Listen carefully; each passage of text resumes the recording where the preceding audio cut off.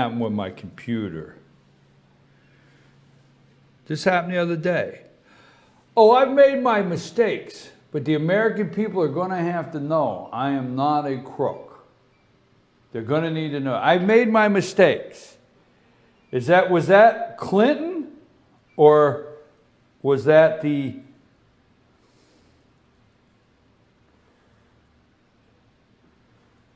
lines? I can't get something to work on my computer here. I'm trying something new. Folks, stay with me. Why I can't get this to work properly, Lonnie? You know, if you're just going to stand there, you could, like, do a vaudeville dance or something. Maybe well, I'm thinking the same thing. Right? Yeah. Exactly. I'm with you. I'm thinking the same thing. Where's my paperwork? I got viewers that want to be entertained. Now, if you do a good job, If I just stand here, it's entertaining. if you do a good Folks, job, did you watch? All right, Lonnie, get out of this. I found my sheet. She just made some mistakes. We're always doing something new. Why do you have me like I'm walking a catwalk here? Huh? I liked your analogy better the other day, the plank. The plank. Folks, I'm your host, BKP. Good morning from the office. North Georgia's only live online morning show. It is Thursday. Ice baby. Did you see Hillary Clinton? She has ice in her veins. I mean, absolutely. This lady has ice in her veins. Now, we'll be doing a whole lot of jumping around this morning. Lonnie and I, as you know, we're trying something new. Every day when you come, you never know. Now, folks, let me just get something out to start the show. If you're watching the mainstream media, I want to put this out here because you will need to keep up with this. And the media is working on bringing Donald Trump down to Hillary's level. Hillary's threshold is so low, what the media has to do is put Donald Trump and Hillary on the same level. So they have to bring him down. So when you're seeing all the reports on how bad Hillary is, what a big liar she is, she's crooked Hillary, whatever, but then you wonder, hey, the only thing the media could do is bring this guy down to her level to where the only choice you have is this no good candidate or this no good candidate.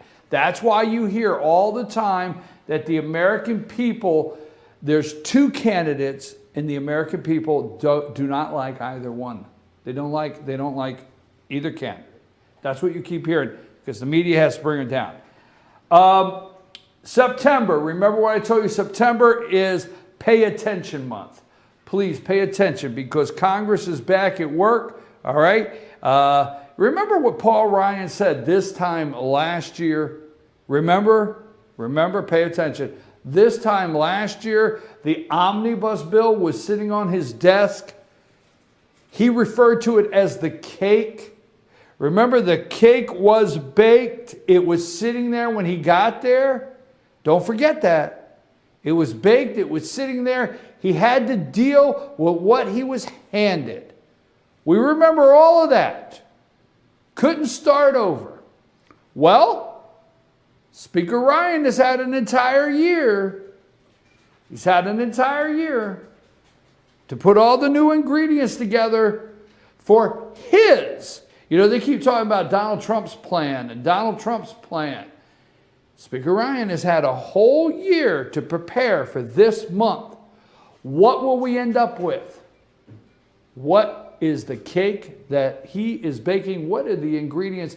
Watch September. Harry Reid, Chucky Schumer, the Freedom Caucus, what's going on? Need a continuing spending resolution to get through the year, especially maybe up till February of next year. Watch what happens. September is the month to pay attention. Now, Lonnie, I've heard more. I want to ask you, I've heard the word misogynist more in the last 6 months. Would you agree? I mean, right? Misogynist is a person who hates or doesn't trust women, right? Okay, that's what it says. Now, here's what I'm getting at, okay? Because last night, all right, let me see here, Lonnie, what I have. Misogynist. If you're someone who believes women belong in the kitchen, it shouldn't be according the same respect as men. You might be misogynist. You might be a redneck. A misogynist is a person who hates and doesn't trust women, right? So that's what I have here. Now, I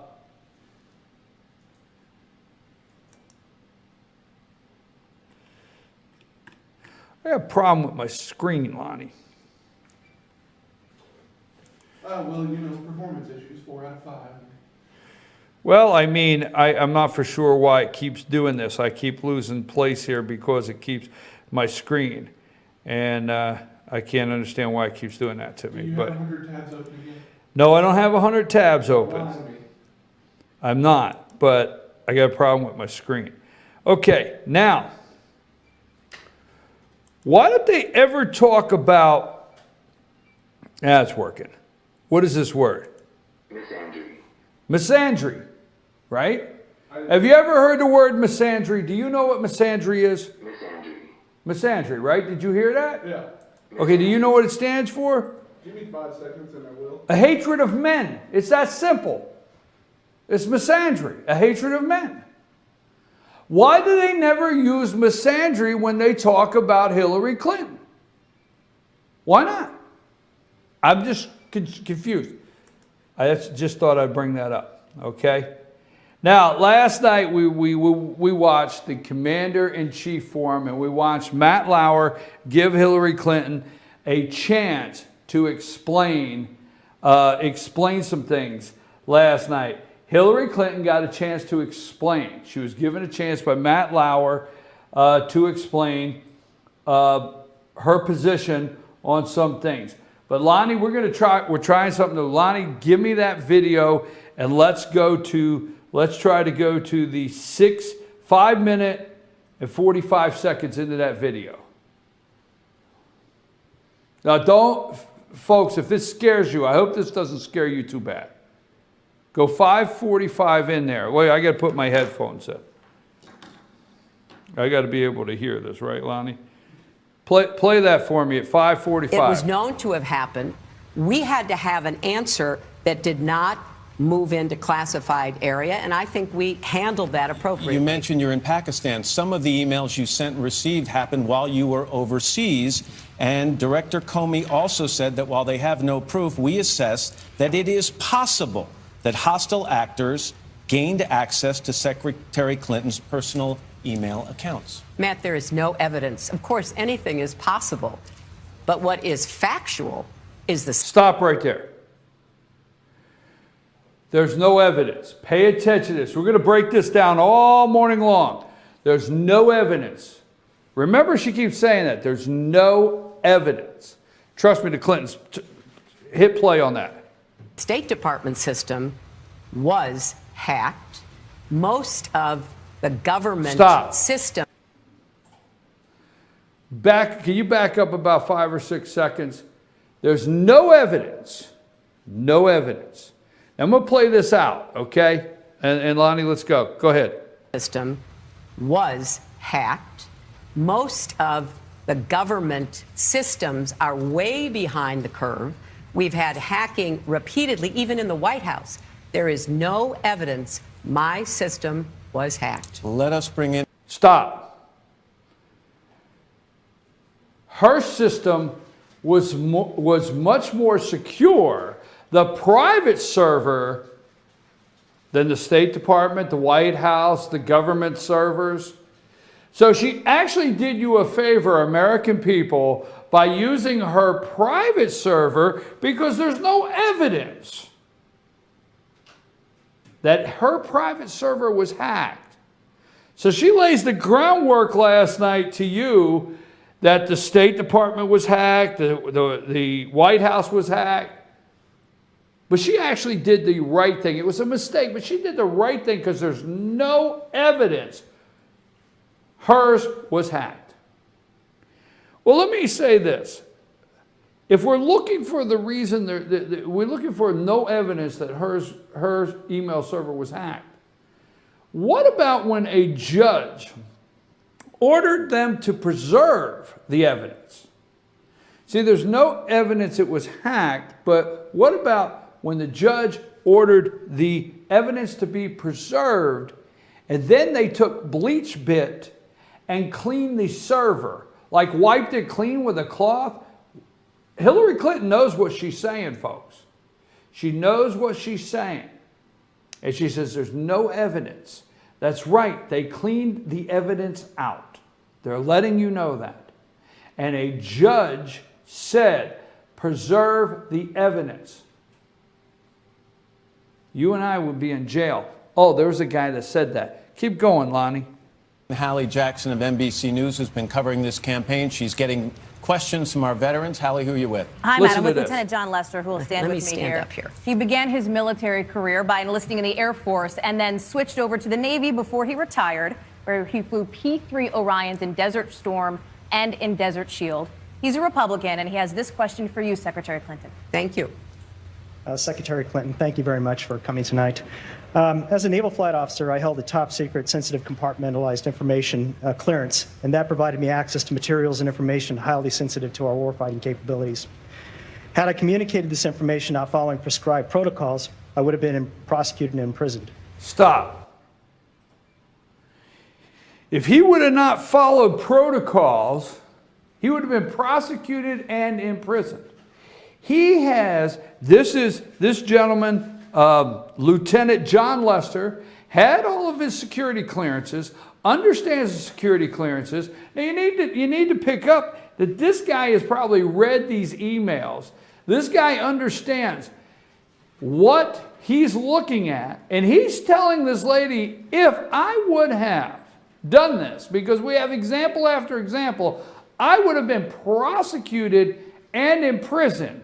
But yet you, go on from there, Lonnie. Secretary Let's hear the Clinton, rest how of can this. you expect those, such as myself, who were and are entrusted with America's most sensitive information, to have any confidence in your leadership as president when you clearly corrupted our national security? Well, I appreciate Stop. your concern. You clearly corrupted our national security. I didn't say that. Rush Limbaugh's not going to say that at 12 o'clock. No matter who's on the air at 9, they're not going to say that. George is not going to say that. It doesn't matter who you're listening to today. John Lester said you clearly corrupted our national security. Clearly corrupted our national security. Now, Hillary's going to respect this guy and say, well, you know, I understand, you know, you just are not clear on what I was dealing with. Let me explain to you. Now let's hear her explain to John Lewis her explanation of how she did not corrupt our national security. Go ahead, Lonnie.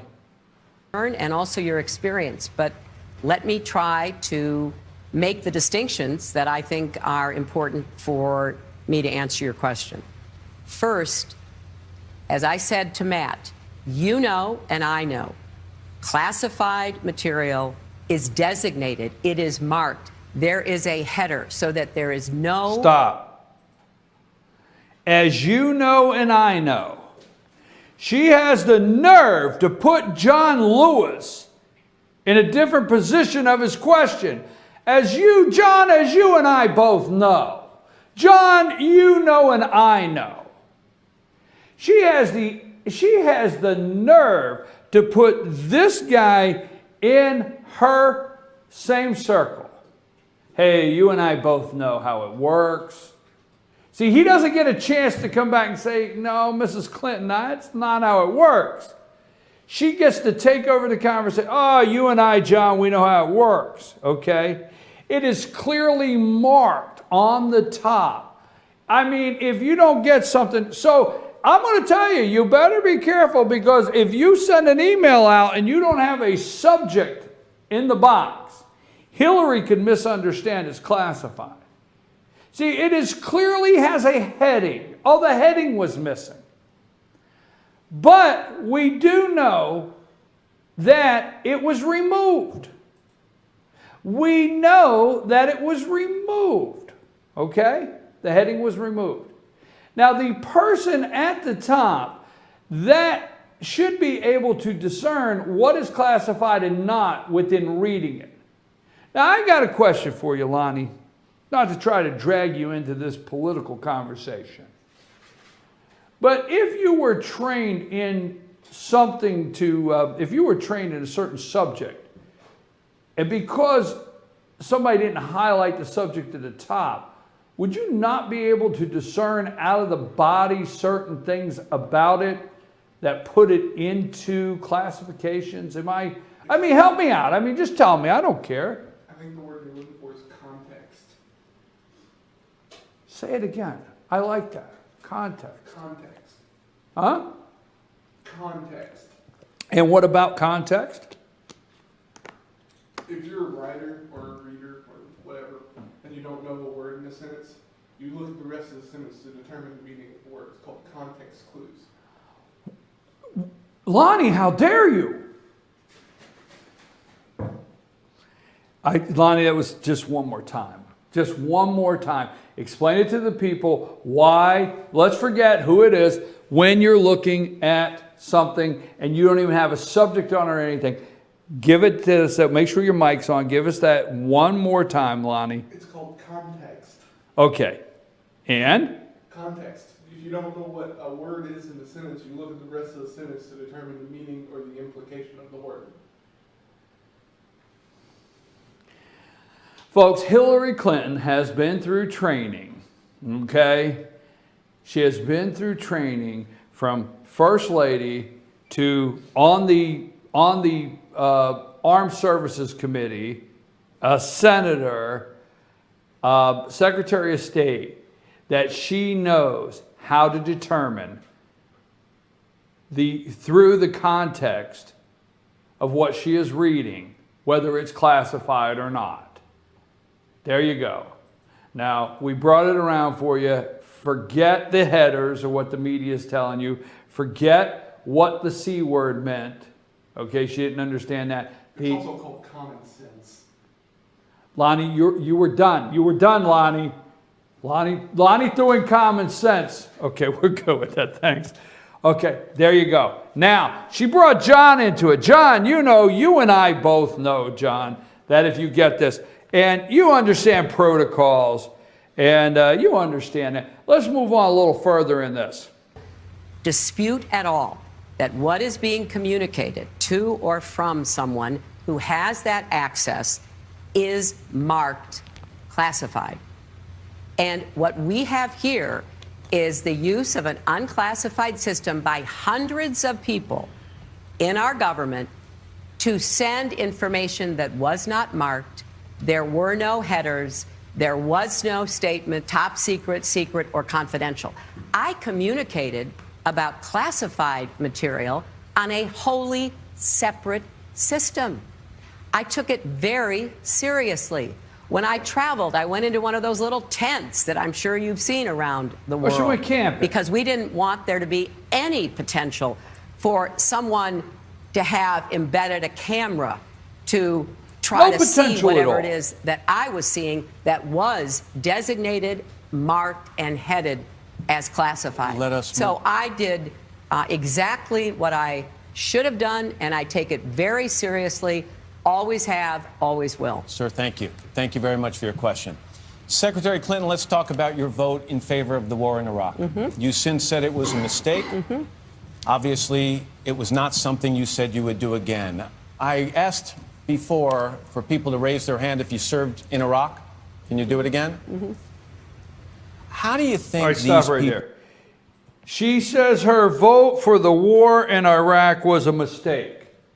We opened up today with President Nixon, former President Nixon that resigned in disgrace, by saying the people deserve to know if their president's a crook. And he says, although I've made some mistakes along the way, okay? Although I know we've made some mistakes along the way, the American people need to know if their president is a crook, all right? Now, that being said, Hillary says she made a mistake using a private email server. She made a mistake voting for the Iraq War. Although she's made these mistakes along the way, are you ready to make her president of the United States?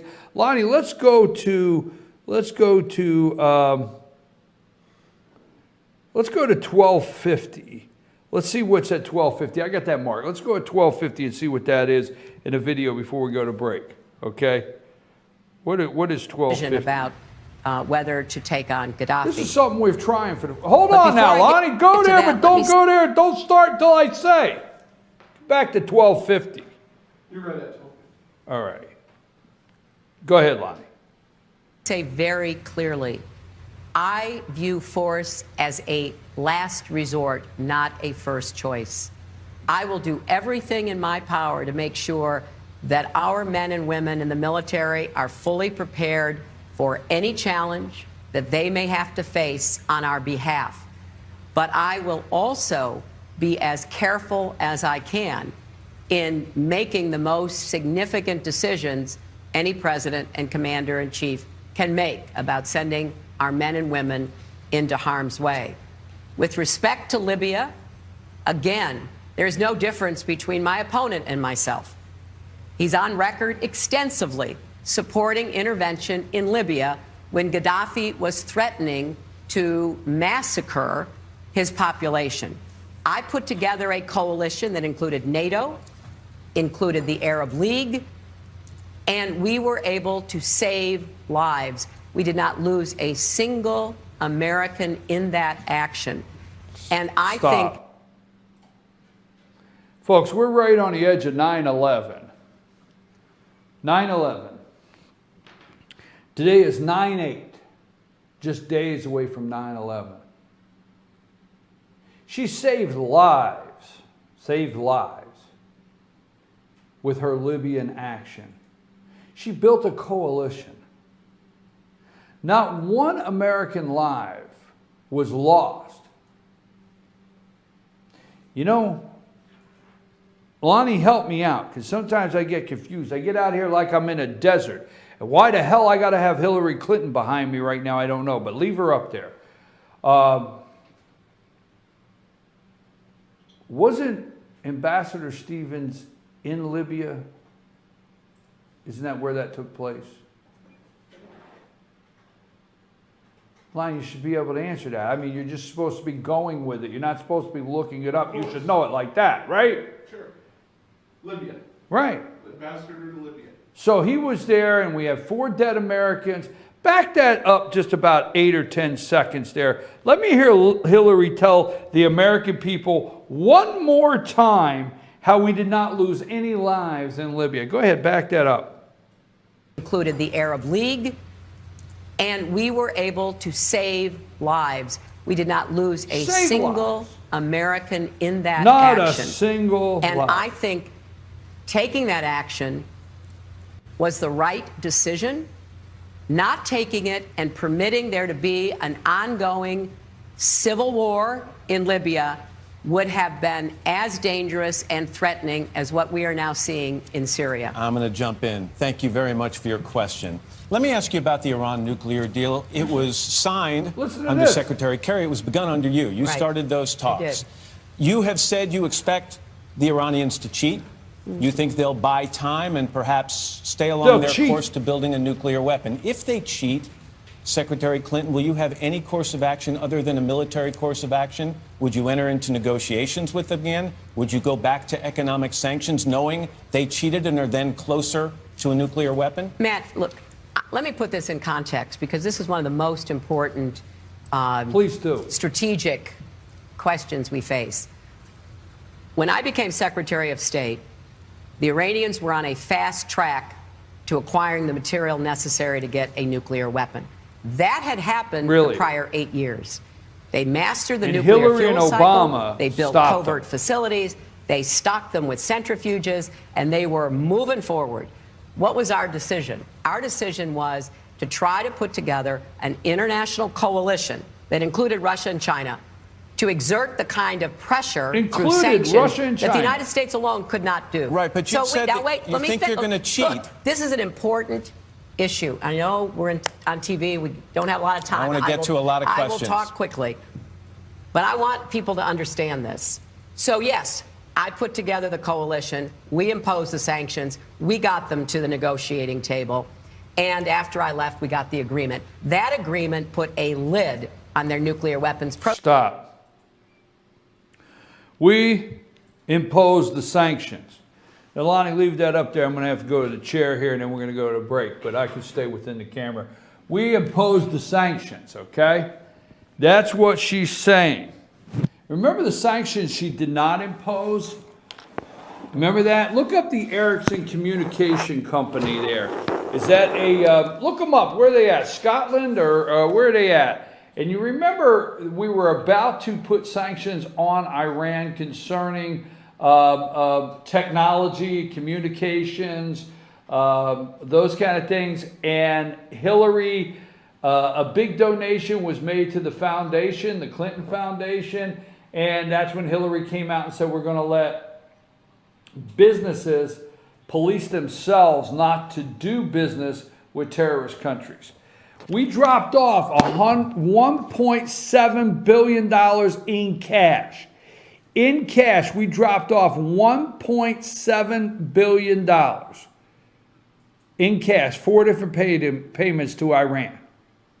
And this lady behind me on the screen wants to be president of the United States.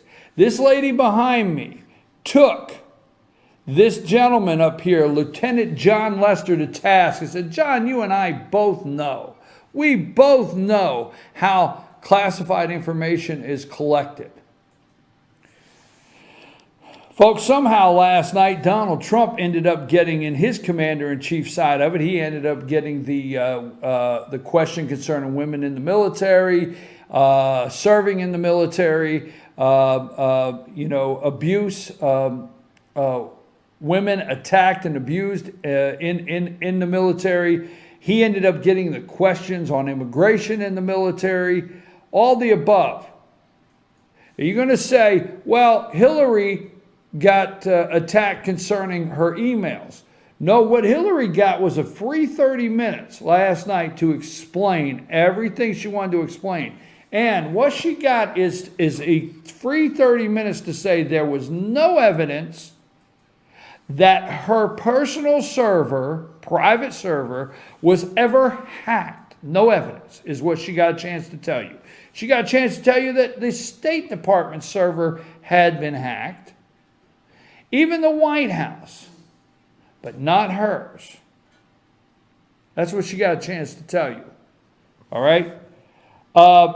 Trump bashed the generals. That's what you're going to hear this morning. Trump bashed the generals.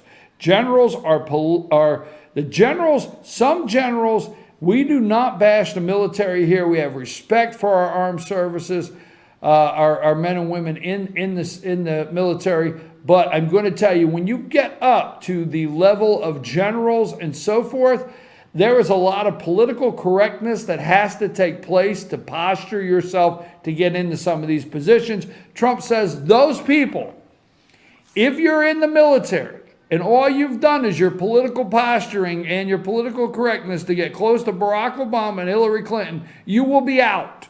That's what he said, okay? Trump showed a list of 88 admirals and generals that have come together to endorse him.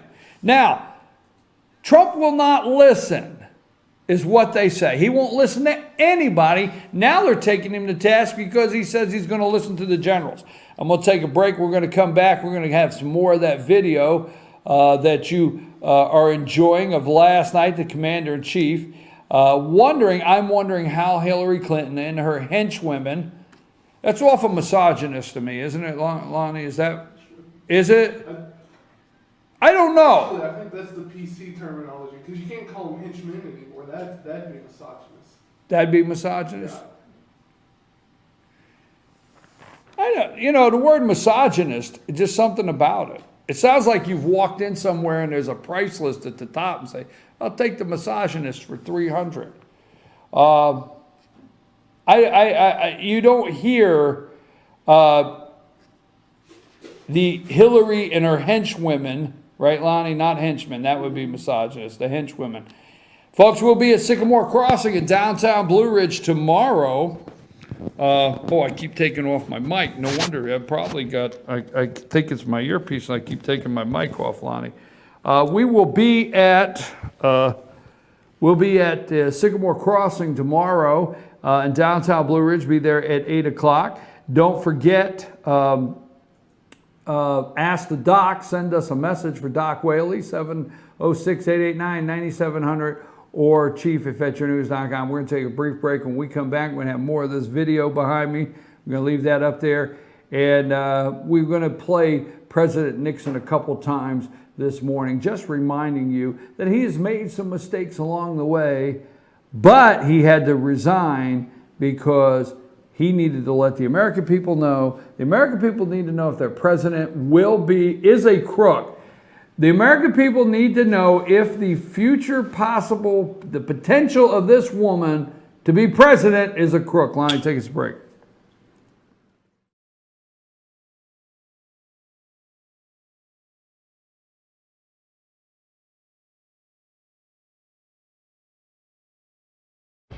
Right now at Pizza Hut, you can get any 2 medium pizzas for $6.99 each. Get any toppings, any crust flavor, anything you want for just $6.99 each. And sweeten the deal with a Hershey's Triple Chocolate Brownie for just $5.99. Only at Pizza Hut.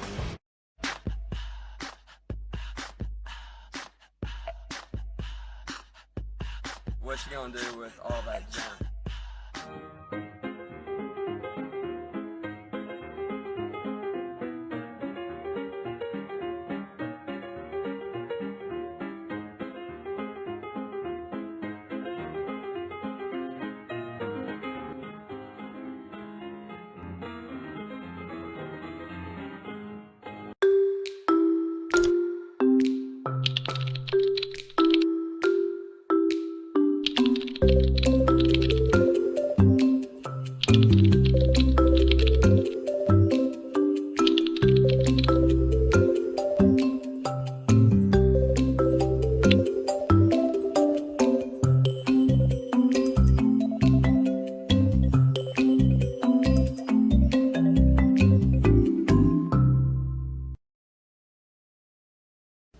I'm Sheriff Dane Kirby, and I'll stand up for you. I'm Stacy Nicholson, Sheriff of Gilmer County, and I will stand up for you. Stand up and speak out. No matter how rich, cool, talented you believe yourself to be, how you treat people ultimately tells all. I am Allison Sosby, District Attorney, and I'll stand up for you. El Rey and Ellijay. El Rey Mexican Restaurant. Family owned and operated, and a local favorite for families, parties, and meetings. Great prices. Friendly service and delicious Mexican cuisine. Patio dining available. Come sing in Carlos's Cantina every Friday 9 to 1. Eat in or take away. Same location for 14 years. Open 7 days at the corner of Maddox Drive and 515. North Georgia's favorite Mexican cuisine. El Rey and Ellijay.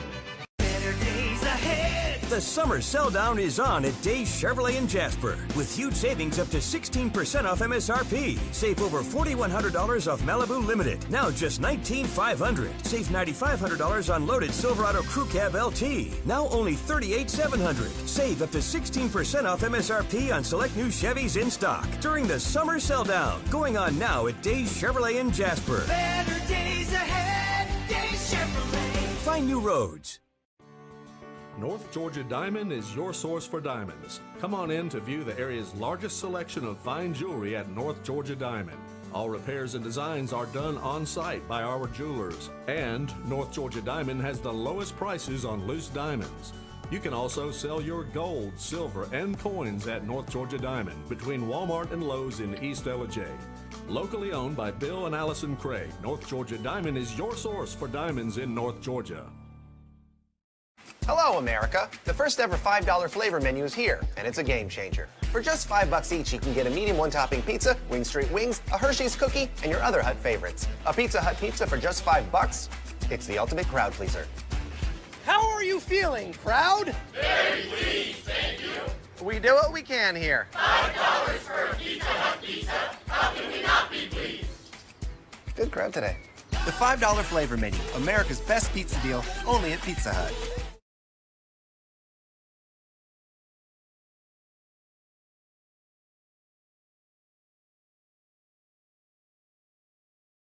And I want to say this to the television audience. I made my mistakes, but in all of my years of public life, I have never profited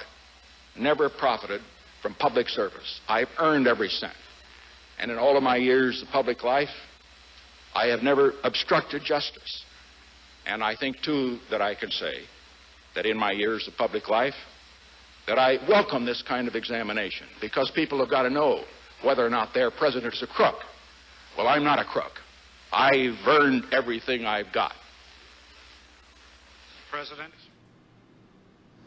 Folks, I'm your host, BKP.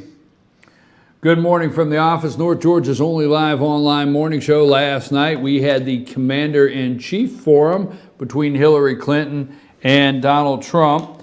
And we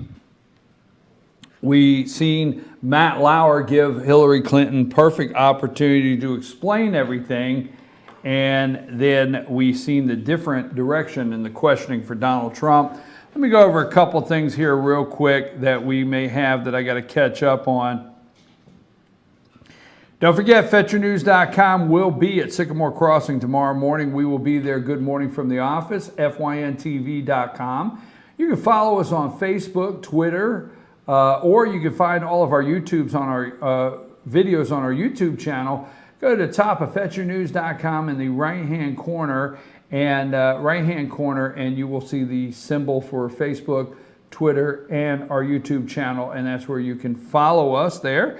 The Project Chimp up in Fannin County, if you're watching nationally, there will be approximately 200 chimpanzees will be moved to Project Chimp in Fannin County.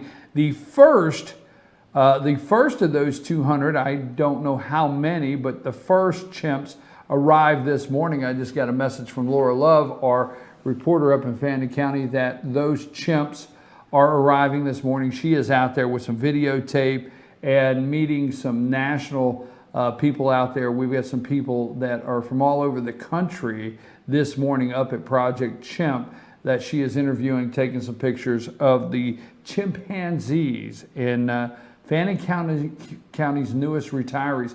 If you want to read the complete story on the chimpanzees coming to Fannin County, go to FetcherNews.com, Fannin County, click on the news button, and just keep scrolling back. When you get to the bottom, go to the next page, just go back through several of the news pages there and look at all of the news concerning Project Chimp.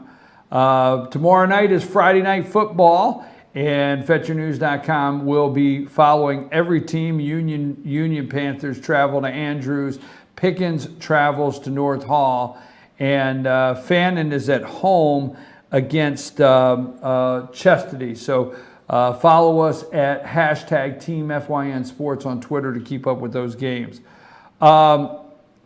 Remember, the American people, I'm going to throw this out here. I'm jumping around a little bit, but this is my notes. The American people are left with two flawed candidates, okay? The failure, what they have to do, is I told you at the beginning of the show, is what they are doing now, the media. The media is letting you say, they're bringing the narrative of two flawed candidates. You understand? They are. All right? Donald Trump wouldn't be the flawed candidate unless they were out there telling you every day. But what they have to do is bring Donald Trump down to Hillary Clinton's level. Hillary is so low. Her favorabilities are what? 30%? People trust her 30%, so they're making sure that Donald Trump's favorabilities are 30% and they trust him at 30%. Watch and see if what I'm saying is not true. They have no choice but to do anything else, but they say, hey, you know what? Hillary Clinton, we're stuck at these numbers with her. So here's what has to happen. We got to get Donald Trump down to her level, because there's no amount of work the media can do to get Hillary Clinton up where they want her to be, okay? I have to say, after watching her last night, folks, ice runs through that woman's veins, okay? The court ordered her attorneys, they were ordered to preserve the evidence, but yet they washed it clean. They were ordered to preserve the evidence, but yet they washed it clean, okay? This is the State Department. These people come from the State Department. Cheryl Mills comes from the State Department. Uma Abedin comes from the State Department. Hillary Clinton was in charge of the State Department. And yet, see, they do this all the time. They were trained properly in the, I'm being facetious, they were trained properly in the State Department that just whitewash it, just bleach bit. Remember this with James Rosen. Let's go to that video. Would it be hard to go to that video? Is that the Fox? Yeah. Is it hard? All right, let me get my earpiece in because I want to be able to hear. Remember this one here? Well, now watch. What's his name? Eric Bolling do this report. But this goes back a little ways. But watch, this is how the State Department works, and this is what Hillary Clinton would be in charge of if President of the United States. See, we're at a point in this country, we're thinking that it is time somebody's held accountable. It is time somebody's in charge that actually says this is not acceptable anymore. Watch this little brief video with me. Weeks ago, the State Department accused of intentionally editing an exchange from our own James Rosen with spokeswoman Jen Psaki to possibly cover up deception by the Obama administration on its Iran nuclear negotiations. Now, here's the edited version. There are remaining concerns that we have, as you all are familiar with, whether it's their involvement in support of the regime in Syria or humanitarian issues, and so that has not changed that. The Obama administration says we... See that white flash there in the middle? And here's what actually happened. James, I have no new information for you today on the timing of when there were any discussions with any Iranian officials. Let me try it one last way, Jen, and I appreciate your indulgence. Sure. Is it the policy of the State Department where the preservation of the secrecy of secret negotiations is concerned to lie in order to achieve that goal? James, I think there are times where diplomacy needs privacy in order to progress. This is a good example of that. So in that white flash, roughly 8 minutes of video was cut out, including the part when Psaki admitted that sometimes the press needs to be misled to accomplish administration goals. Now, initially, the department blamed a... All right, stop. The press needs to be misled. The press needs to be misled to accomplish the administration's goals, okay? 8 minutes was cut out of that video. 8 minutes, folks, was cut out. That's from the State Department. The State Department.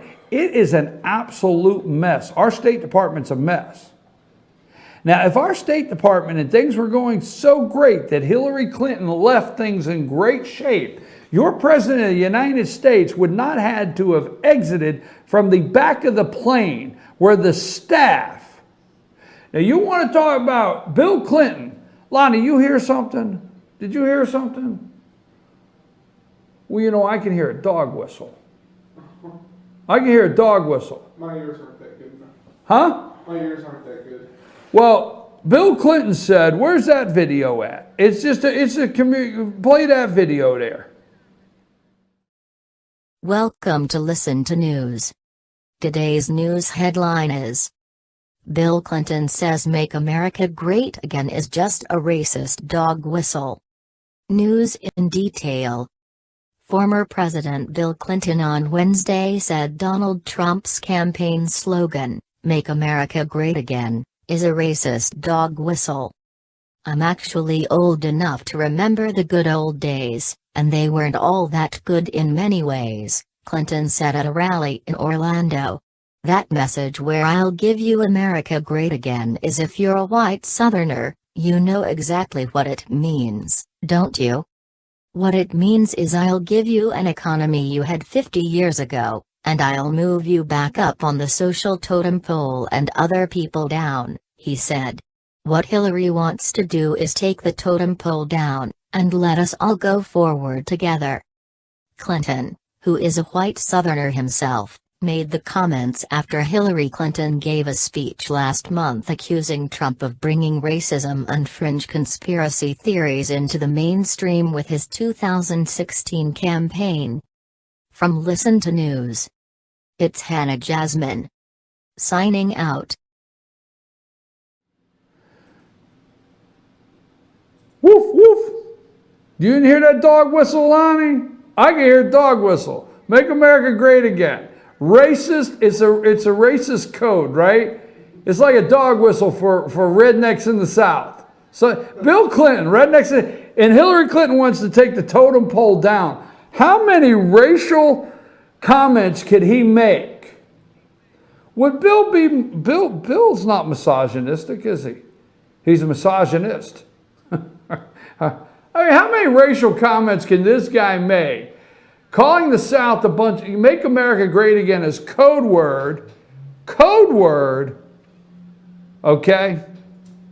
Let me tell you, you want to talk about, I'm surprised the media is not out there with all the racial overtones of a black president having to go in and out the black steps, having to exit the plane from the back steps with the staff, the black president in China. Seriously, folks, you can't make this up. That's how well our State Department is doing. That alone. Now, the media is going to tell you, well, now that's just a symbol, and we're making too much of this picture, and we're just making way too much of this. Folks, they don't care. They don't care anymore. When Air Force One lands, they don't care the President of the United States is on that plane, okay, when Air Force One lands. And Barack Obama had to exit from the back with the staff, where the mechanics and the staff and the food and everything, where they have to come in and out. They didn't even bring the steps to the front of the plane. No steps, no red carpet. Huh? Right? Telling you folks, the State Department's in a mess. Hillary Clinton left it in a mess. She made a disaster out of it. She's been there 30 years. Her career is a disaster. Trump had this correct. Now, one more thing before I get ready to go to my break with George coming in, and we'll get into this further. Trump last night, okay? Now, for all this time, Trump, I want to know from you, who disagrees that we should have taken the oil? Now, I have said for 2 years on this show, for however long I have been doing this show, is we left the treasure of our young men and women, their blood on that sand, and came home with nothing. Zip, zero, nothing. Nothing at all. And we created a vacuum. Now, you're going to hear the media, the left's going to come out today and tell you about the status of forces agreement that President Bush put in place. I, for one, disagree with the status of forces agreement that George W. Bush put in place. I disagree with that, okay? I think we should have definitely had a force in place to prohibit the vacuum that caused ISIS. So you're going to hear the left talk today about the status of forces agreement that George Bush put in place. But President Obama said, hey, on this day, mark your calendar. It's almost like I am announcing a festival somewhere. Mark your calendar on this day. We're out. We're gone. We are going to leave you brand new trucks to drive. We're going to leave you armored vehicles. We're going to leave you guns, weapons. We're going to leave stuff all over the place that you will be able to retrieve that may be able to fall in the hands of the wrong people, ISIS, ISIL if you're the president, right? This may happen. We may leave the area so vulnerable that the bad people take control of the oil and sell it on the black market while oil's up to $100 a barrel, and there will be banks that will wash that cash right through. Oh no, there won't be? What? Hell, why do you think there's not some banks in the world that have washed ISIS cash through from the oil of the purchase from brokers on the black market? No, that didn't happen. Folks, who printed $1.7 billion in American dollars cash? The Federal Reserve? Who gave the Federal Reserve? Now, wait a minute. Walk into your damn bank this morning and tell them, because God, it can't be me, but tell them you want your $500,000. You got a $500,000? I'm talking to you $500,000-aires out there. You got it in the bank. The bank sent you a statement, said you got a $500,000. Walk up to your bank today and say, I would like by 2 o'clock today for you to camp me out my cash of a $500,000. Well, you will have a local branch manager sweating bullets. His suit will start sweating through, his or her. I don't want to be misogynistic, right, Lonnie? Right. The suit of the bank official, him or her, will start sweating through profusely, because coming up with a $500,000 of cash to lay on a table for you could be a struggle for your banker this morning. Now, that being said, I'm not here to take on bankers. But who gave the green light to print $1.7 billion in cash to the Federal Reserve? And who gave the green light to put that damn money on the plane? And who gave the green light to wash it through a bank, a foreign bank, and turn it into a currency that legally could be sent to Iraq because we couldn't? Who gave all those green lights? But then Donald Trump says last night, all this corruption is taking place. Obama, cash money, Federal Reserve, $1.7 billion. All this is going on, and oh, God forbid, he said we should have took the oil.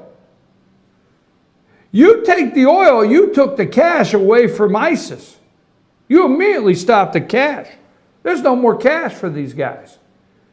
They could have a truck, but they wouldn't have enough money to put gas in it, because what did we do? Where did they get their money?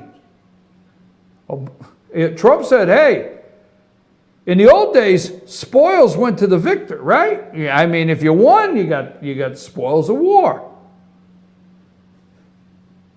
I'm just saying.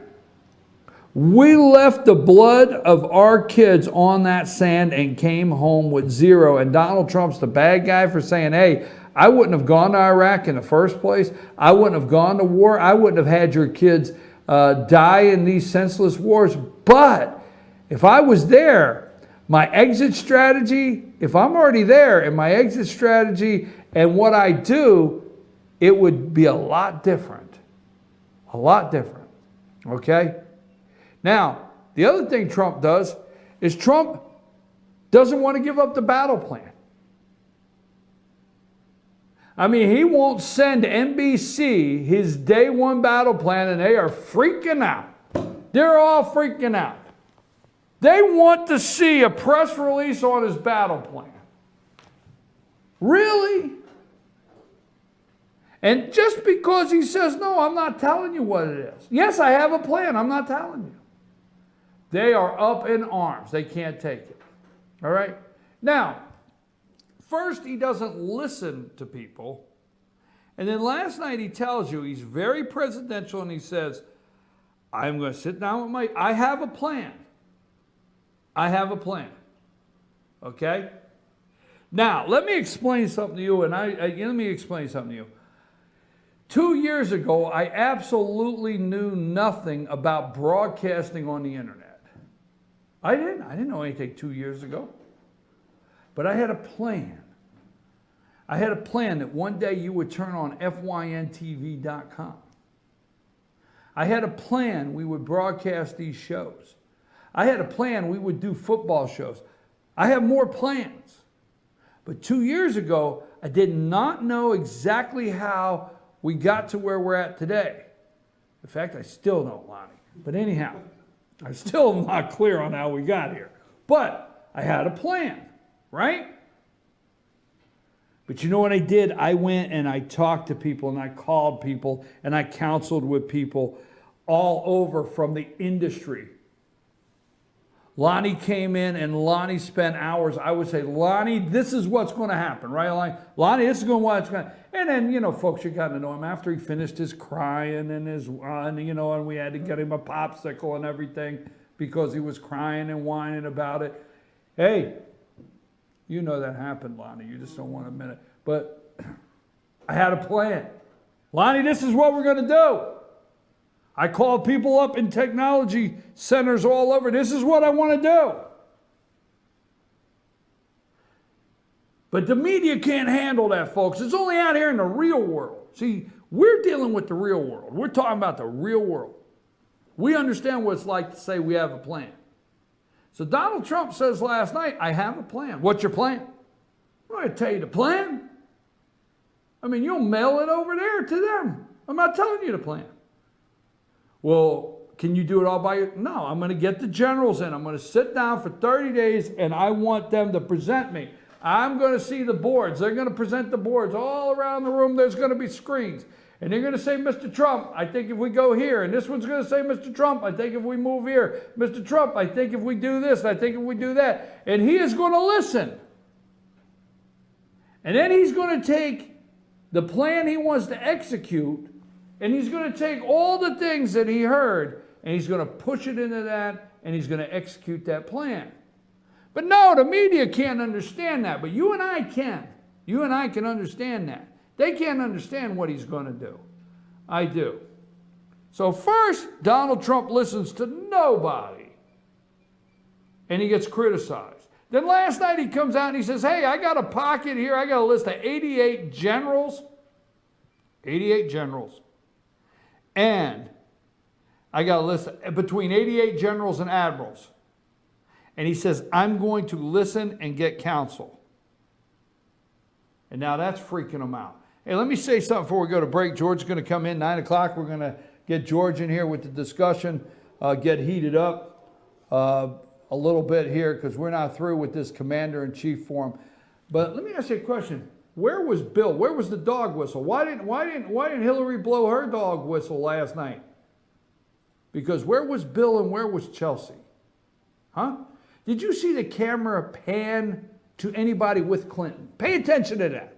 Watch all 55 minutes and see if it panned to anybody. Clinton's on the stage, didn't pan to anybody. Didn't pan to Uma, didn't pan to Cheryl Mills, didn't pan to Chelsea, didn't pan to Bill, didn't pan to their neighbors, didn't pan to, somebody, how the Democrats love to get somebody in the gallery at the State of the Union. It didn't pan to any of the people. She didn't look out in the audience and say, I brought these 3 people with me tonight from Arkansas. The camera panned to nobody when Hillary Clinton. Where was Bill and Chelsea? It's these little things you got to pay attention to. Hey, Donald Trump pointed right in the audience. 3 generals on the front row. 3. Melania, his wife, on the front row. And who was right behind? All the kids. I think Eric might have laid out. All the kids. The 2 daughters, Ivanka, Tiffany, and one of the sons. The other son was probably out doing interviews or giving speeches somewhere, working hard for his dad, or running the family business, and one of the daughter-in-laws. 2 rows, the audience. Where was the people that they panned to for Hillary Clinton? They weren't there. See, I don't even think she shows up in a mirror. That is one cold woman. Ice runs through her veins. Ice, ice, baby. That's Hillary Clinton. Whew, that's a scary thought. Let's go to break line. Let's get George in here and let's follow this up for another hour. Commander-in-Chief, what do you think? Lonnie, take us a break.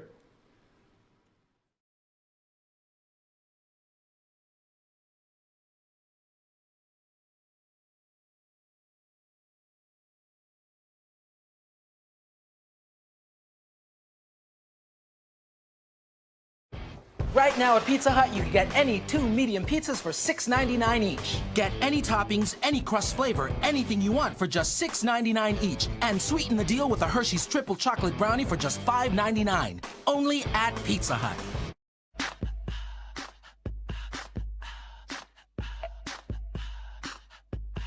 What you gonna do with all that junk?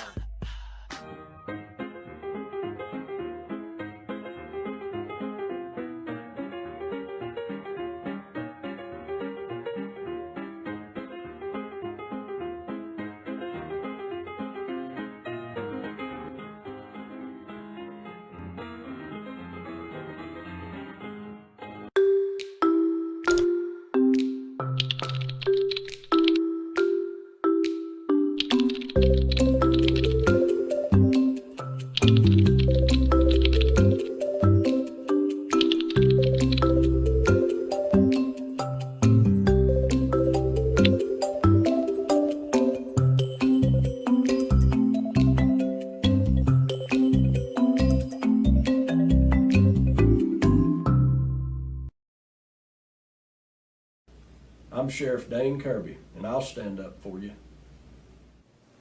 I'm Stacy Nicholson, Sheriff of Gilmer County, and I will stand up for you. Stand up and speak out. No matter how rich, cool, talented you believe yourself to be, how you treat people ultimately tells all. I am Allison Sosby, District Attorney, and I'll stand up for you. El Rey and Ellijay. El Rey Mexican Restaurant. Family owned and operated, and a local favorite for families, parties, and meetings. Great prices. Friendly service and delicious Mexican cuisine. Patio dining available. Come sing in Carlos's Cantina every Friday 9 to 1. Eat in or take away. Same location for 14 years. Open 7 days at the corner of Maddox Drive and 515. North Georgia's favorite Mexican cuisine. El Rey and Ellijay. The summer sell down is on at Days Chevrolet in Jasper with huge savings up to 16% off MSRP. Save over $4,100 off Malibu Limited. Now just $19,500. Save $9,500 on loaded Silverado Crew Cab LT. Now only $38,700. Save up to 16% off MSRP on select new Chevys in stock during the summer sell down. Going on now at Days Chevrolet in Jasper. Better days ahead, Days Chevrolet. Find new roads. North Georgia Diamond is your source for diamonds. Come on in to view the area's largest selection of fine jewelry at North Georgia Diamond. All repairs and designs are done on site by our jewelers. And North Georgia Diamond has the lowest prices on loose diamonds. You can also sell your gold, silver, and coins at North Georgia Diamond between Walmart and Lowe's in East Ellijay. Locally owned by Bill and Allison Craig, North Georgia Diamond is your source for diamonds in North Georgia. Hello, America. The first ever $5 flavor menu is here, and it's a game changer. For just $5 each, you can get a medium one-topping pizza, Wing Street Wings, a Hershey's cookie, and your other Hut favorites. A Pizza Hut pizza for just $5. It's the ultimate crowd pleaser. How are you feeling, crowd? Very pleased, thank you. We do what we can here. $5 for a Pizza Hut pizza. How can we not be pleased? Good crowd today. The $5 flavor menu, America's best pizza deal, only at Pizza Hut.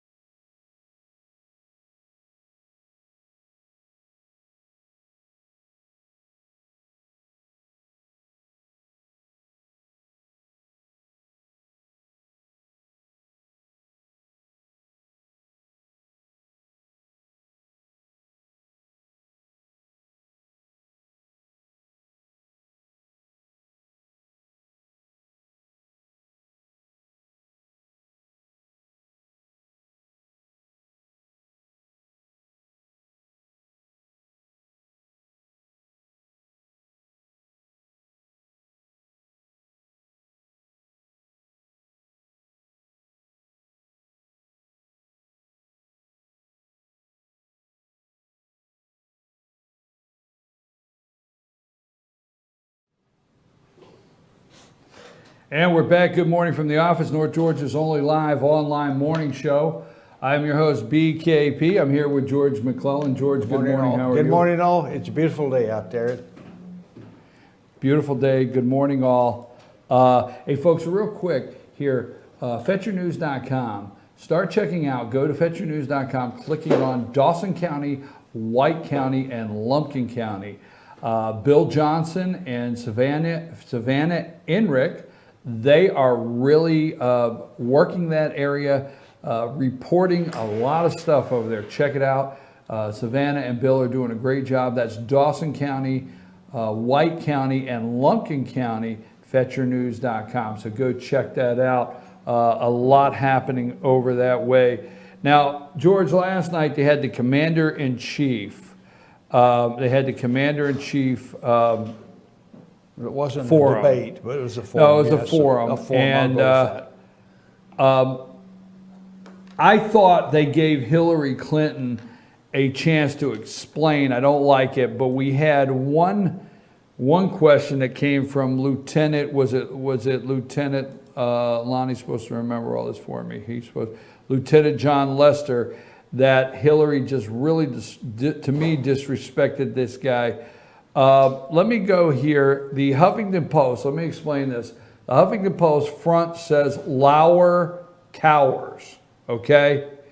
Now let me explain what the Huffington Post is trying to tell you. Lauer cowers.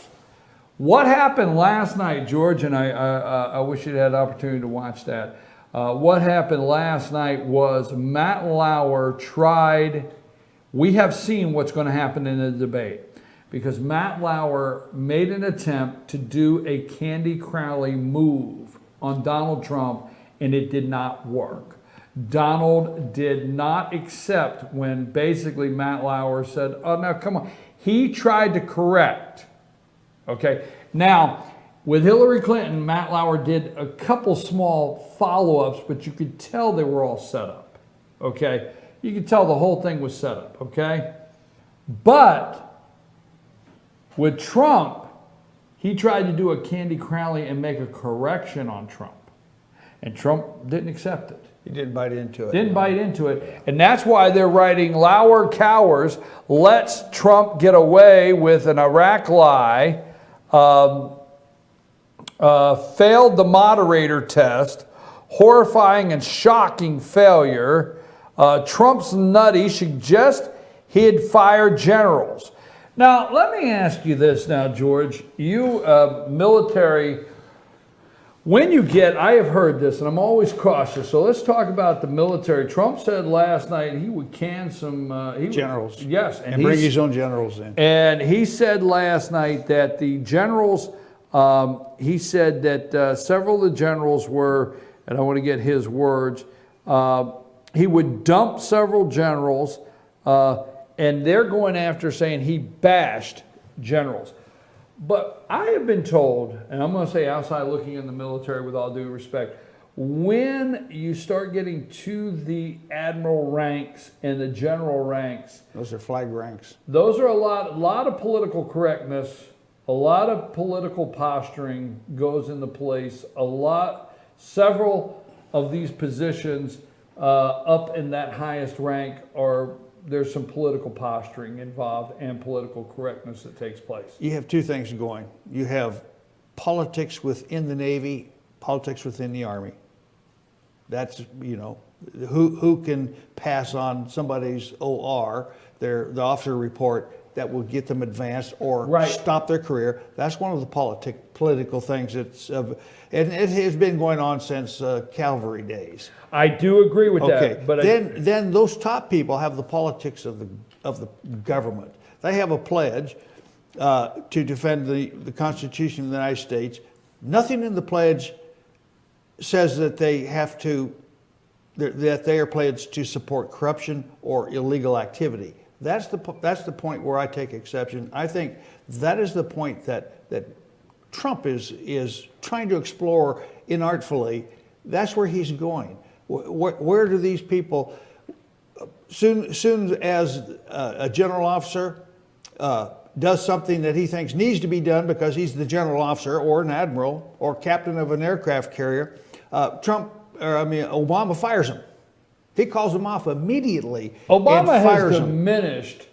There should have been a He has coup. diminished the military. And he's put in his lackeys. And that is where Trump was going. All right, those are your words.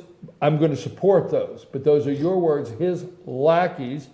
And that's the politics of that. Those well, high I know you have echelons. a son in the military, right? He's retired. Retired, And he retired before he got fired. Obama put in his lackeys.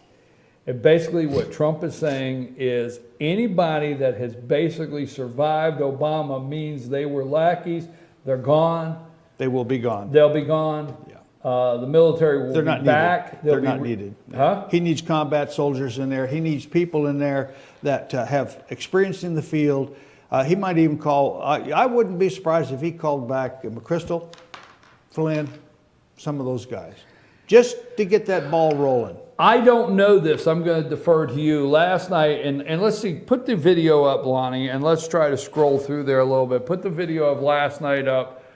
Trump, go to the Trump part. Go. I'll tell you where to stop. Keep going. We're trying something new here, George, for the first time. Well, I'm all for it. All right. Scan over there. You're going to hear a little feedback, but scan over there where Trump. Start right there. Let's see where we're at. People talk about you and Commander-in-Chief, and not just Secretary Clinton, but some of your Republican opponents in the primary season, and they wonder about your temperament. And they say, does Donald Trump have the temperament to be Commander-in-Chief? You said something recently that I found interesting. You admitted that sometimes in the heat of a debate or when you're talking about a lot of issues, you say things that you later regret. So can we afford that with a Commander-in-Chief, to have a Commander-in-Chief who says things that he later regrets? Well, when you say regret, yeah, sure, I regret. But in the meantime, I beat 16 people, and here I am. So, you know, to a certain extent, there is a regret. I would have liked to have done it in a nicer manner. But I had 16 very talented people that I had to go through, and that was a lot of people. But when you say that was a record, Matt. That was a record in the history of Republican politics. I was able to get more votes than anybody ever has gotten in the history of Republican politics. But when you say inflammatory things in a presidential campaign, it's different than saying them. Stop. Back up just a couple seconds.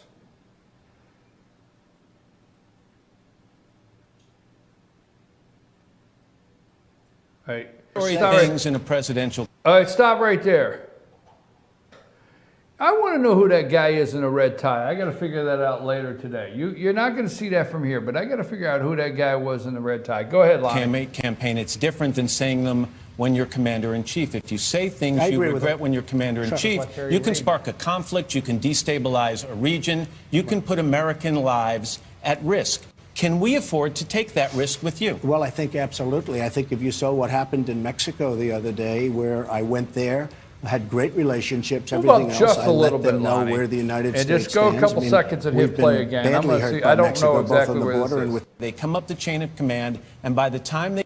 And you would take various sections where they have the oil. They have, people don't know this about Iraq, but they have among the largest oil reserves in the world. And the entire, actually somewhat stable, I don't think could ever be very stable.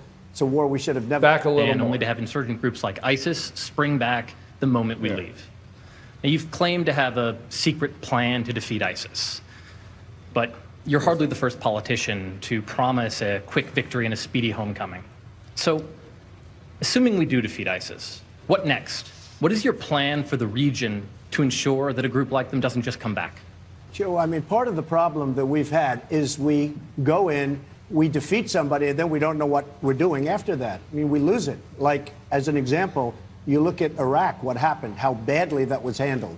And then when President Obama took over, likewise, it was a disaster. It was actually somewhat stable. I don't think could ever be very stable.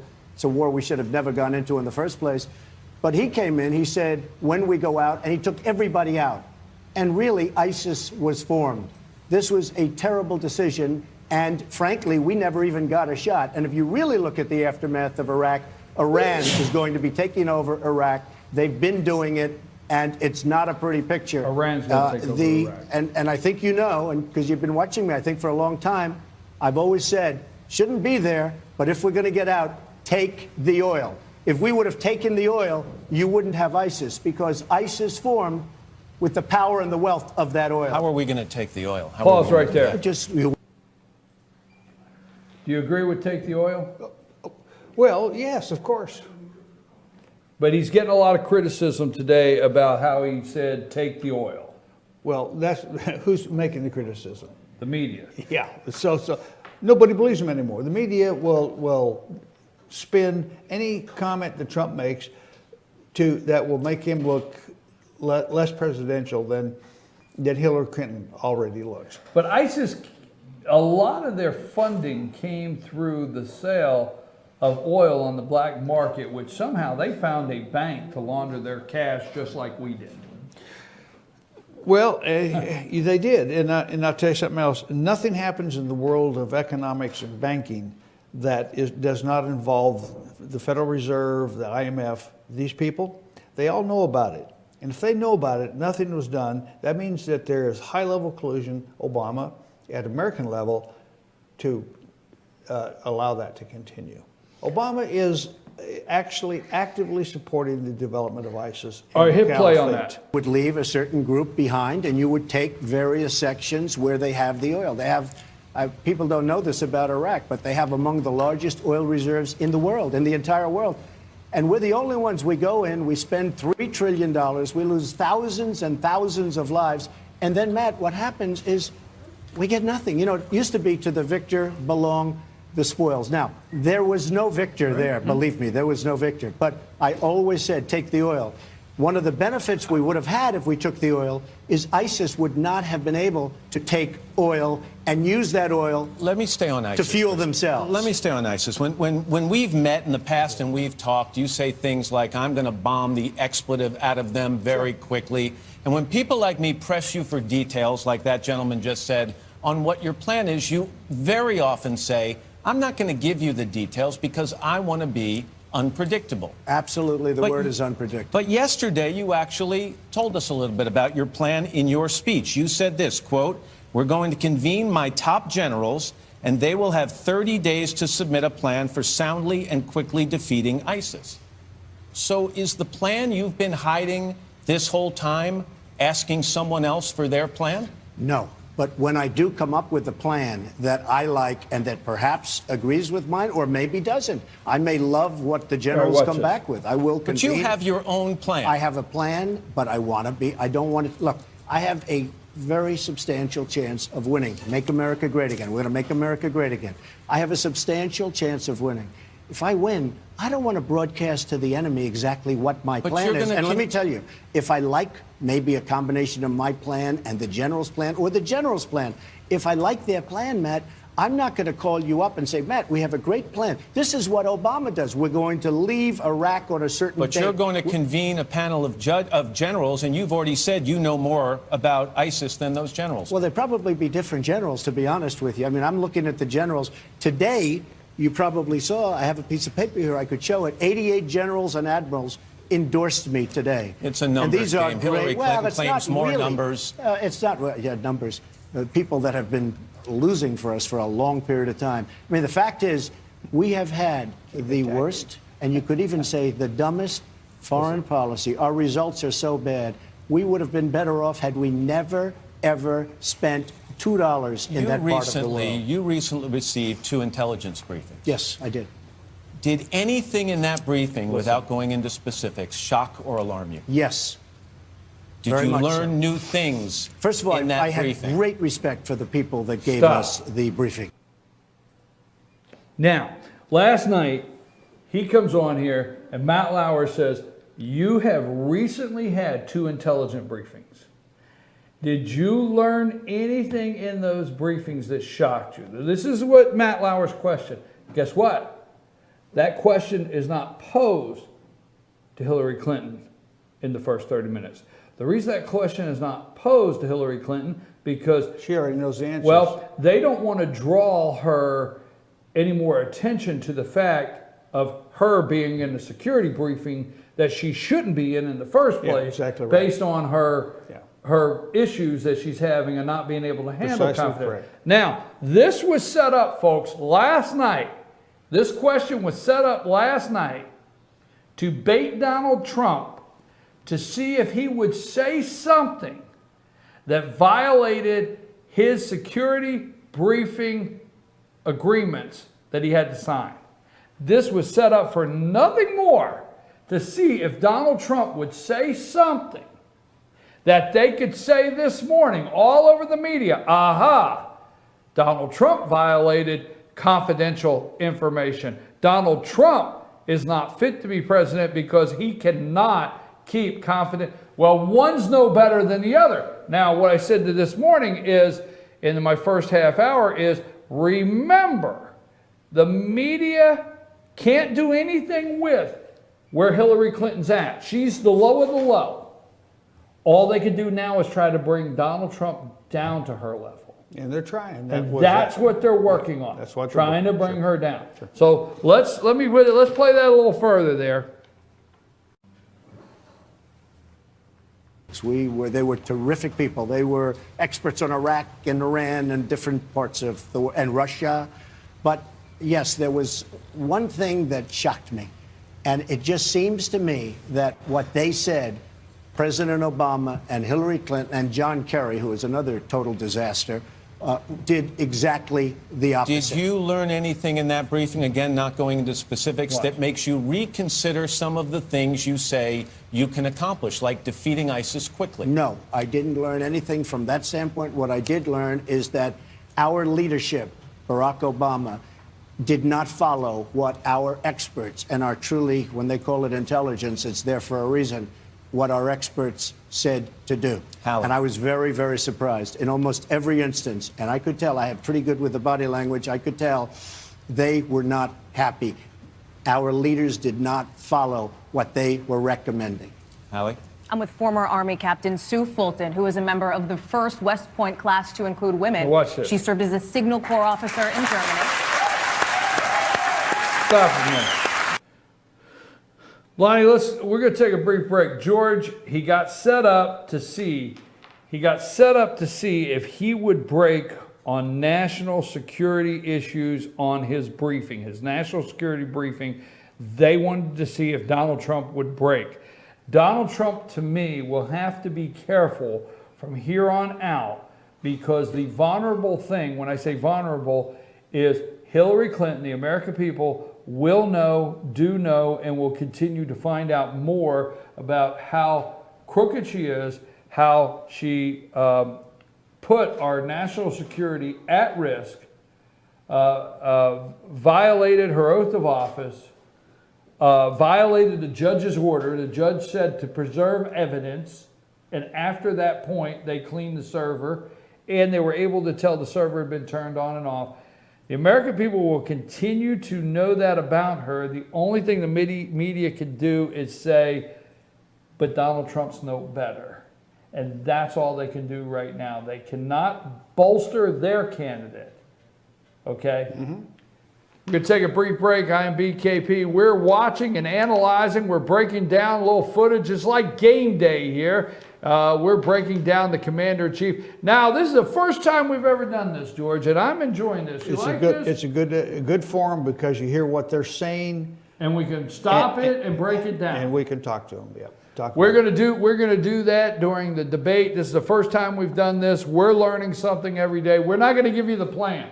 No, George, don't give them a plan. Like Donald Trump, we're not going to tell them the plan. Competitors might. That's You've right. got to stay ahead of that competition. Absolutely. I'm your host, BKP. We'll be back after these messages.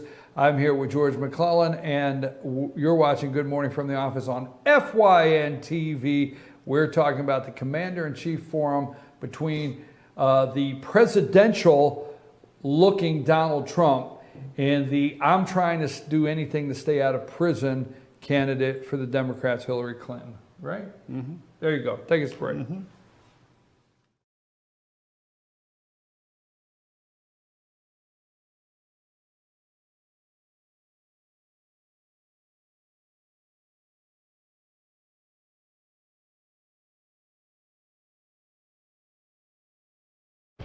Right now at Pizza Hut, you can get any 2 medium pizzas for $6.99 each. Get any toppings, any crust flavor, anything you want for just $6.99 each. And sweeten the deal with a Hershey's Triple Chocolate Brownie for just $5.99. Only at Pizza Hut.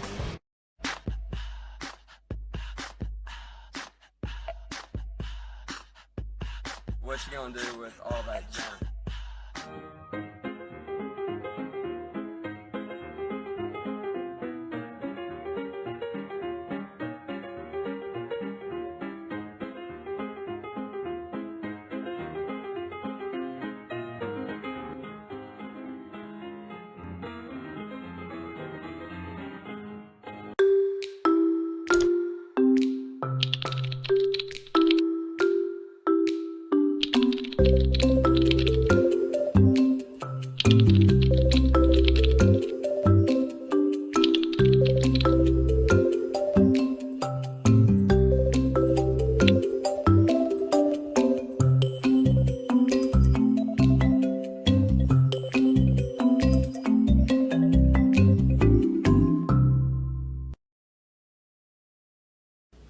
I'm Sheriff Dane Kirby, and I'll stand up for you.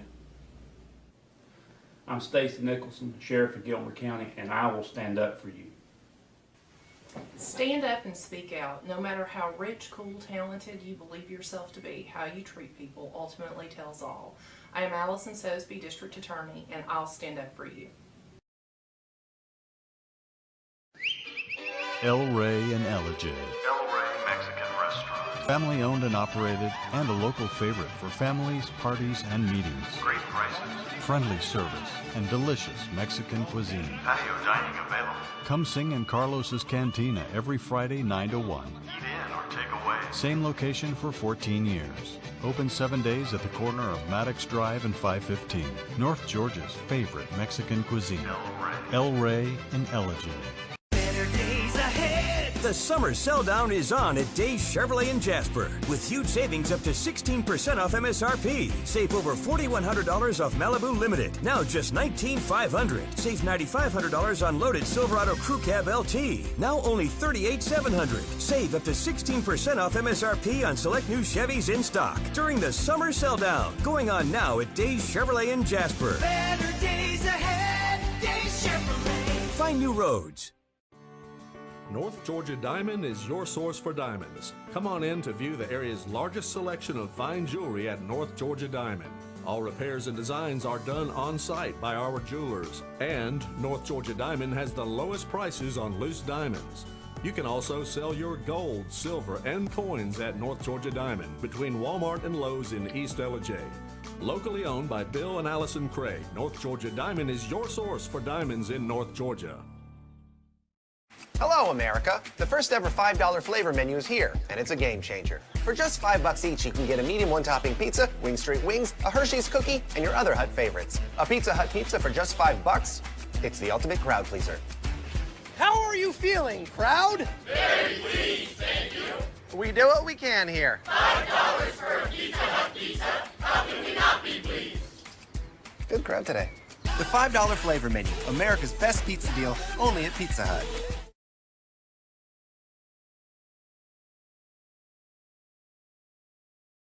This to the television audience. I made my mistakes, but in all of my years of public life, I have never profited from public service. I've earned every cent. And in all of my years of public life, I have never obstructed justice. And I think, too, that I can say that in my years of public life, that I welcome this kind of examination, because people have got to know whether or not their president is a crook. Well, I'm not a crook. I've earned everything I've got. President? I'm your host, BKP. Welcome back. I'm here with George McClellan, and the people have to know, the American people have to know if the potential future president is a crook. And I make a commitment this morning. Can you follow this commitment? All right, stay with me. I make a commitment this morning on this show, Good Morning from the Office, that I will do everything I can to let you know the potential president, which is the Democrat nominee Hillary Clinton, is a crook. I will do everything I can, daylight dark. Can you help me with that? Oh, sure. Can you be of any help on that? I think so. We'll tidy it up a little bit, get the words correct so you don't muff those, and give you some nice talking points. Absolutely. Polish it up a little? Absolutely. Okay. Certainly. So George is going to polish it up a little for me, but I'll make a commitment now. She obstructed justice. She has profited. That's Richard Nixon for all of you young folks out there. Richard Milhouse Nixon, that has had to resign in disgrace. But I would watch that over and over for when he says the American people need to know if their president's a crook. And whether we like Nixon or not, there's a lot in that 30 seconds that's very profound. You know, he's being resurrected as a good example. And I have one other thing to say to this audience. I absolutely, right now, I call upon the director of the FBI, Jim Comey, to resign. He has brought the agency into disrepute. Agents out there that I know still, and some of them are retired, some are active, are aghast at what he has done to support this criminal in the White House. Jim Comey, it's time for you to step down and resign. Sometimes there's nothing more to be said when it's said. Okay, let's go. George, I just have to take a break. That was very good. I appreciate that. It was very firm, direct, and right on target. And that's why I'm saying, like with Nixon, I never profited from the Hillary Clinton and the Clinton Foundation and what they have done and the corruption and the people that keep dropping over dead next to them just from the vapors. I mean, if you get the vapor of a Clinton, you drop over. Let's hear a little more of Donald Trump before we get to George's last minute, about 10 more minutes. And then George is going to share his final thoughts. And then it's Thursday, and you know what that means. It'll be time for our good friend Oscar Poole's Inspirational Moments. And at 10 o'clock, stay with us, the Scott Farrell Show. Scott is America's behavior expert. You want to stay with that at 10 o'clock. So, go to the tape. Back to the tape, Lonnie. Lonnie's actually doing a pretty good job today. Back to the tape, Lonnie. She's a Democrat, and she has this question for you, Mr. Trump. Oh, how would you guess she's a Thank you very Democrat? much. Thank you. Do you believe that an undocumented person who wants to serve in the U.S. Armed Forces deserves to stay in this country legally?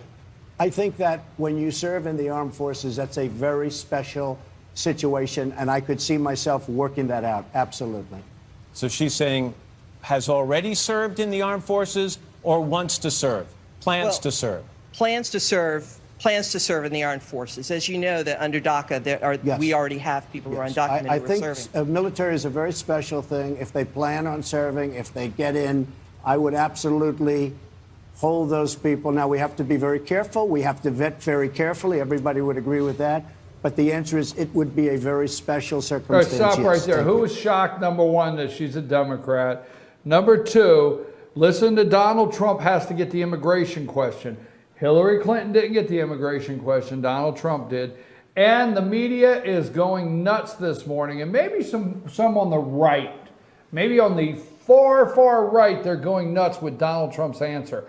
Look, Donald Trump has told you over and over, he's not going to pull everybody out.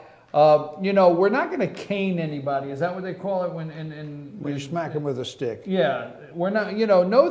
No 30 thrashes, no thrashing of the people, no caning them or whipping them or no tying them up. That's the picture that the media has made of Donald Trump all along. But he says we're not exactly going to do that. We're going to be we're going to be humane. And they're shocked. Play some more there, Lonnie. Let me see. I got one more I wanted to get to. Thank you very much for your question. Hallie, you have another one? I do. Alex Rudkowski was an Army Staff Sergeant assigned to Special Operations. He was stationed at Fort Bragg and was deployed to Afghanistan and to other places across the Middle East. He has not decided who he will vote for yet in November. And you have a question for Mr. Trump. I do. Mr. Trump, as you know, tensions between the United States and Russia have been at the highest levels since the Cold War. In your first 120 days of presidency, how would you de-escalate the tensions? And more importantly, what steps would you take to bring Mr. Putin and the Russian government back to the negotiating table? I think I would have a very good relationship with many foreign leaders. I think it's very sad when you look at Barack Obama, as an example, lands Air Force One in China, and they don't want to put out stairs to get off the plane. And he has to use the stairs that mechanics use to get up and down to fix the plane. They wouldn't give him stairs. I think it's very sad when he lands in Saudi Arabia and he lands in Cuba and there aren't high officials to even greet him. This is the first time in the storied history of Air Force One. I think I would have a very, very good relationship with Putin, and I think I would have a very, very good relationship with Russia. As I said, go ahead. Take a look today.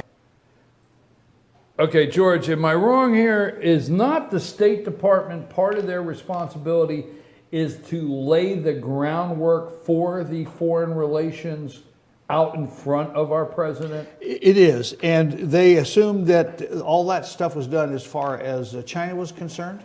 Right. And the Chinese deliberately disrespected the president of the United States. That was done on purpose, absolutely, as I read in my short take the other day. But everything... They do not make mistakes. Everything on the foreign level... All answers, is supposed to be laid out all the answers by the State Department. Have already been decided. So if Obama can't even go anywhere and get steps to the plane. Off the plane? I seen two little Chinamen down below yelling jump. Well, he went out the servants' Maybe that entrance. was me. That's Yeah, you had to go out the back. The servants' entrance, stand on the hot tarmac, 1 foot at a time, embarrassed and befuddled. But that's a State Department failure. Everything Well, he's talking about is I wouldn't say it was the State Department failure. The State Department figured or assumed when that airplane came up, like all the other 19 G20 participants, when that airplane came up, that they just assumed that runway would be pushed there. The president would get off with adulation, cheers, and glory, and walk down the red carpet to shake hands with the Chinese president. And the Chinese said, "This guy's not worth it. He can go out the servants' entrance." And that's what he did. And that's why America is in world humiliation right now. And this buffoon of a president ignores that. But it does not meet his agenda anyway. He does not care. Go a little further there, Lonnie. I got 2 more minutes. I want to say Take a look at what happened with their fighter jets circling one of our aircraft in a very dangerous manner. Somebody said less than 10 feet away. This is hostility. And I saw just 2 or 3 days ago, they looked like they were not exactly getting along. But I looked at President Obama and Putin staring at each other. These were not two people that were getting along. And you know the beautiful part of getting along? Russia wants to defeat ISIS as badly as we do. If we had a relationship with Russia, wouldn't it be wonderful if we could work on it together and knock the hell out of ISIS? Wouldn't that be a wonderful thing? Let me ask you about some of the things you've said about Vladimir Putin. You said, I will tell you, in terms of leadership, he's getting an A. Our president is not doing so well. And when referring to a comment that Putin made about you, I think he called you a brilliant leader. They're giving him a hard time on the liberal media is giving him a hard time this morning over his comments on Vladimir Putin and his calling him a leader. George, now, is it me or is it because I'm white and uneducated? I'm in there. Is it because I'm not educated with the elite status that some people are, that I understand that a leader may not lead people in the right direction, but yet they are a leader. Whether you like it or not, and people may cringe at the thought, Hitler was a leader. Well, you lead by vote. Do you understand what I'm saying? I do. You lead by vote or you lead by example. Those are the only two. That's where a leader comes up. Putin may not be leading. But he's pro-Russia. And that's what the Russians want. He's pro-Russia.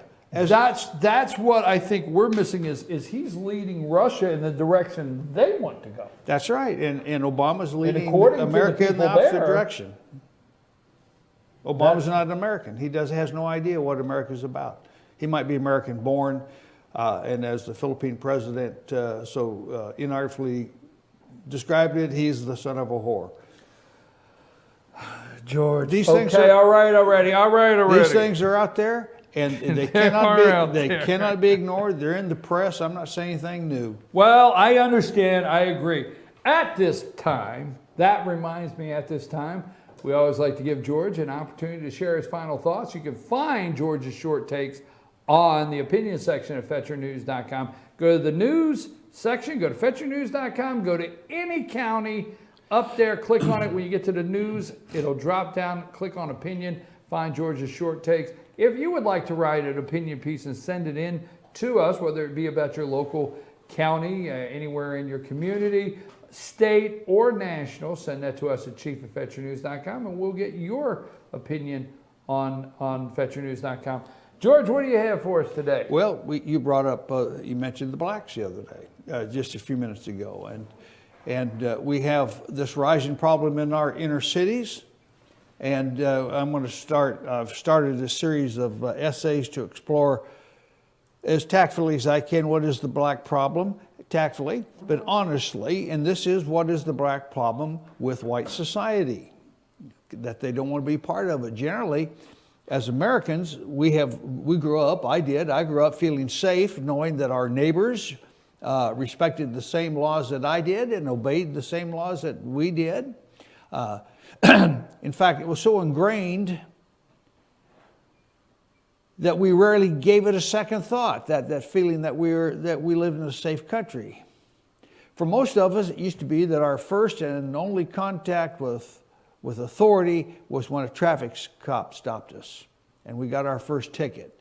Now that encounter, good or bad, firmly set in our minds a lasting opinion of what the police is or are or what they can do. The police know it. And they try to meet the confrontation politely to spread the message of compliance to the laws, even with the little ones like traffic laws. Well, today, all that's been swept away.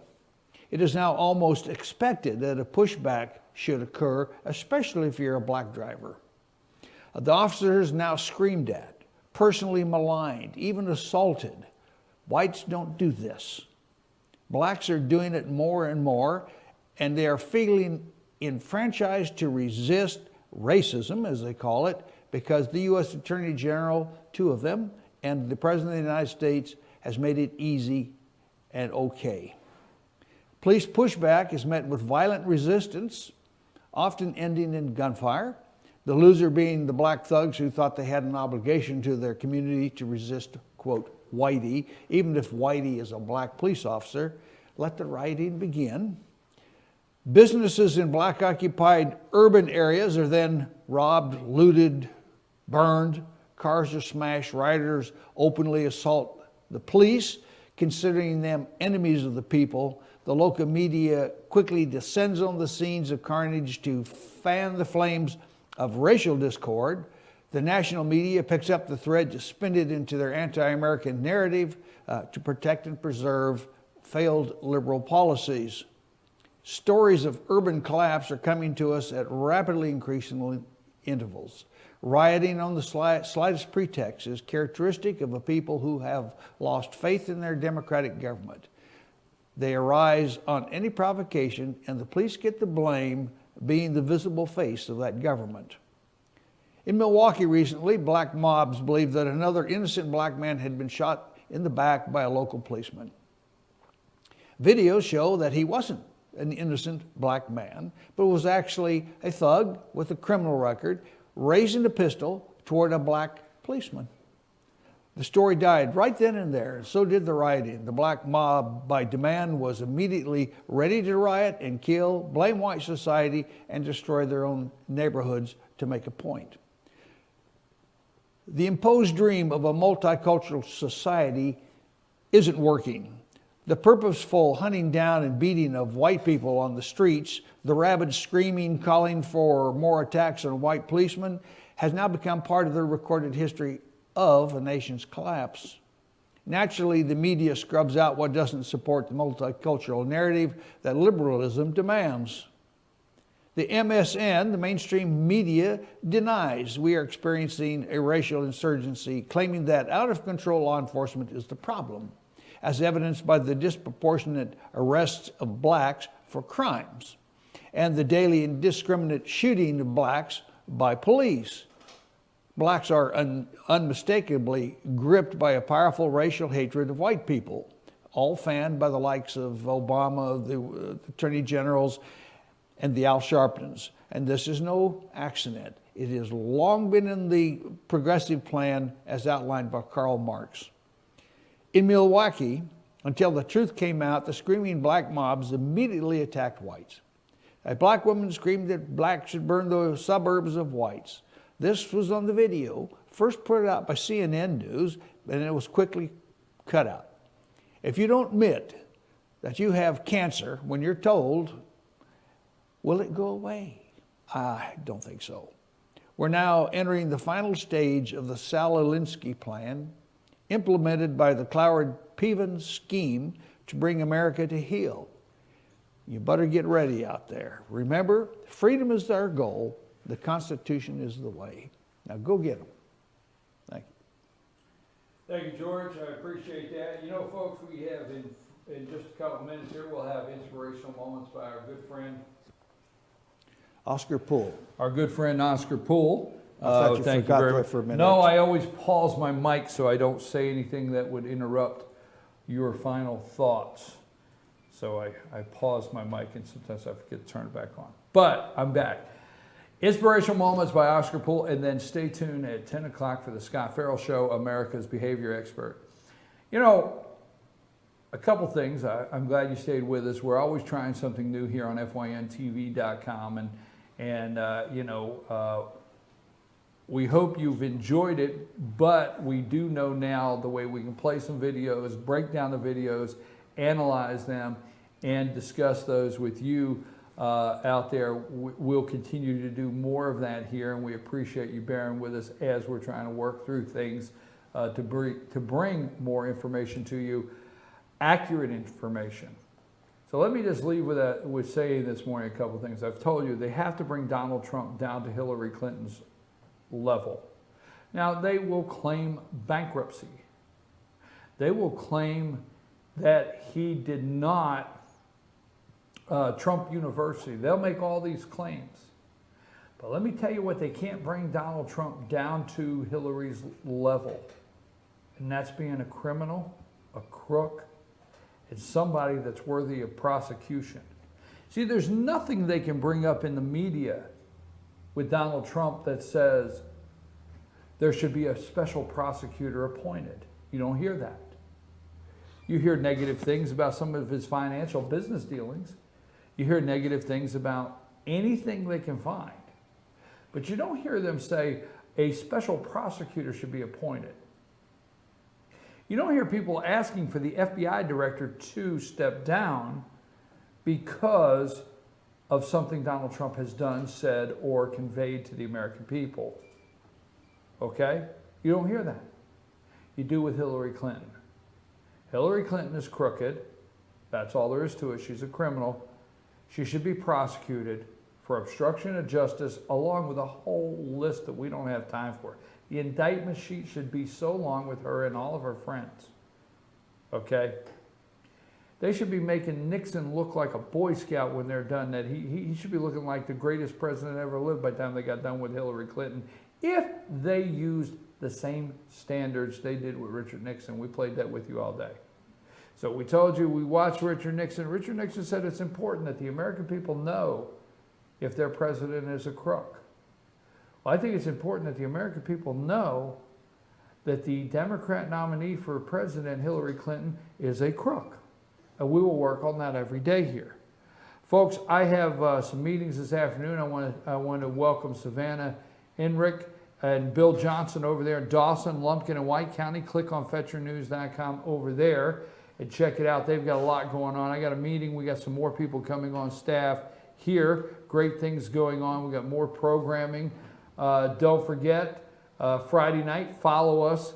Friday Night Football, we'll tell you more about it on Twitter. But tomorrow we'll be at the Shops at Sycamore Crossing, downtown Blue Ridge, right there. Shops at Sycamore Crossing. We'll talk more about this Commander-in-Chief. We have our forum. We have our Pet of the Week. The Pet of the Week, always, that's the star of the show every Friday, isn't it, Lonnie? The Pet of the Week is our star of the show. And then we have, you're welcome to come by. We have plenty of room on the couch there. We got plenty of room. We always get 2 or 3 people together. We can get 5 or 6. Come on by and let's talk politics. Something. Sounds good. You know what's wrong with society? We've stopped drinking wine out of the skulls of our enemies. I know you did just say that. I know you did just. Folks, stay tuned for inspirational thoughts. Not by George. George's final thoughts. Oscar Poole, inspirational thoughts with our good friend Colonel Oscar Poole, and America's behavior expert, Scott Farrell.